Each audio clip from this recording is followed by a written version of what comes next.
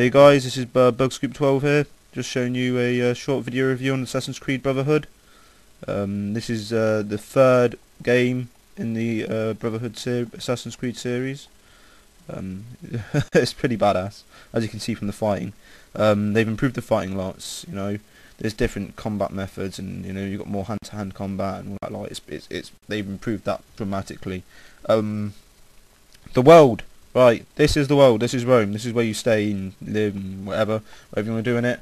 It's pretty damn open. I completed the storyline last night, and I'm still interested in it, which is a surprise, because when I completed the storyline in both the others, I was pretty damn done with it, sort of thing. Picked it up like a couple of months later and started playing it again, sort of thing. But this one there's so much to do. I mean, there's still all these icons on the map. Well, I'll show you. There's loads of icons on the map. Right, loads of them to do.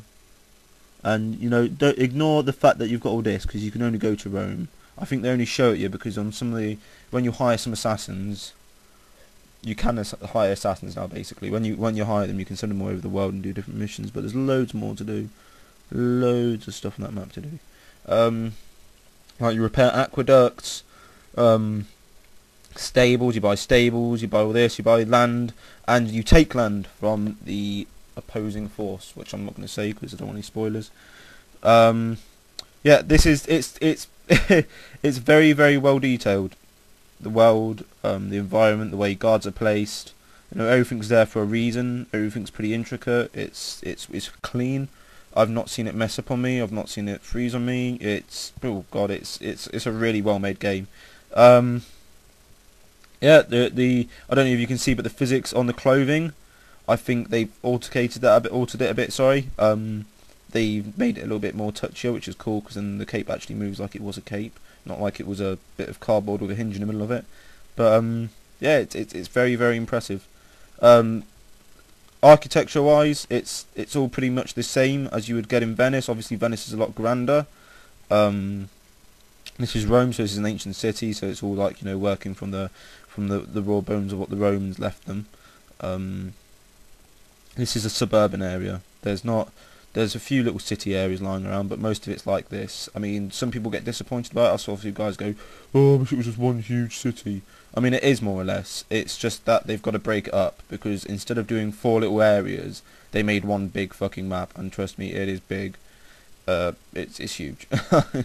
That's why you have horses now. You can have horses to go into any part of the city because it's that big.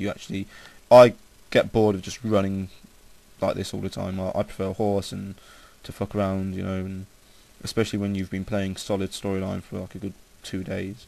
But yeah, like there's still a lot for me to do, still a lot for me to unlock. Without putting my neck out there, I've managed to unlock 60% of the trophies already, which is a bit of a letdown, considering it's such a big map. I'd thought they'll make the trophies a little harder, but that's the way it goes sometimes. Online play is pretty neat. I got so frustrated off it at one point when I first started playing it that I just ignored it, didn't acknowledge it, started swearing it a few times, told everyone it was shit. But after actually getting your foundations on it, you're kind of your kind of backbone, you're kind of settling into the online multiplayer. It's pretty intense. There's a few modes. One mode's my favourite. It's Manhunt. It's very good for beginners. It's like hide and seek but with daggers. And yeah, it's cool. You get experience for hiding, you get experience for killing, so it's a win-win situation. So if you are finding it hard, as I was at the start, pick that, because it's well worth it. Well worth starting that off when you're a beginner. But yeah, the villagers are pretty cool. They have a different response, and it feels like they've taken a lot out too, because they have. I feel that they've only added tweaked about 20% of this game, and then obviously added the buildings and stuff. They ran the original characters and everything, but everything's been tweaked up a little bit more. Like this sort of guy, you wouldn't see that sort of guy do something like that in 2. You just wouldn't. You would see him try and emulate something like that, but this guy's like he's taking breaks. He's obviously he's not getting into the hay bale, which is a little odd, but you're taking the break as anyone else would if you're shoveling all the time. It's nice. It's just these little things that make it. When you get sucked into this game, you feel, fuck, I'm actually in it. You're not like just looking at a screen. You actually feel you're in it, which which is obviously the purpose of all good games, but this one really successfully does it.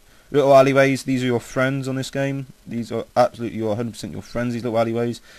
Guards are more stupid now. It's cool. It's actually realistic stupid. It's not super smart where you've run around a corner hidden into a haystack, but for some reason they can see through 3 blocks and they can just fucking run straight through everything and get you. It's not like that anymore. Guards do get really stupid. You can hire the same people to help you with the guards, but guards do get really dumb, which is good. I mean, because back then, you've got to remember, education wasn't at a high. You know, people were finding jobs left, right and centre. You know, being a guard wasn't exactly the most well-paid job, and it wasn't exactly the most skilled job. So you're going to have some people that are stupid. Some guards get frustrated now. They kick dirt in your face. Some of the spear-wielding guards do. They get really annoyed if they can't hit you, and they start calling you some very naughty names in Italian and start throwing dirt in your face, which is just another sign of sort of the stupidity of some of the soldiers on this game. Ladders, like, this is just a stupid comment, but I've noticed there's lots of ladders on this game. On 2 there wasn't as many ladders, and there was on 1, but it's like ladder central on this one. I think it's because they're trying to the company's trying to like kind of grab another, you know, a younger audience or a new audience, because they've really tried their hardest with this game. You can tell. 2 was a good game. It didn't feel rushed. 2 was real good. But this one is they've stepped up another level with the whole online play. Unfortunately, guys, if you're in my position and you like a bit of peace and quiet online, you won't get it unless you turn your mic off, because there's so many squabbling fucking 10-year-olds in that game. I've been sworn by about 15 10-year-olds, and you know that's not a lie. It's just stupid. It's, you know, it's just the babyish crowd you get with this game, because daddy's bought it and daddy's gone to work, or he's boning mummy or whatnot, and now I can play this game because they're not looking, sort of thing. You get that sort of mentality with any other multiplayer game that's been put in the adverts, you know.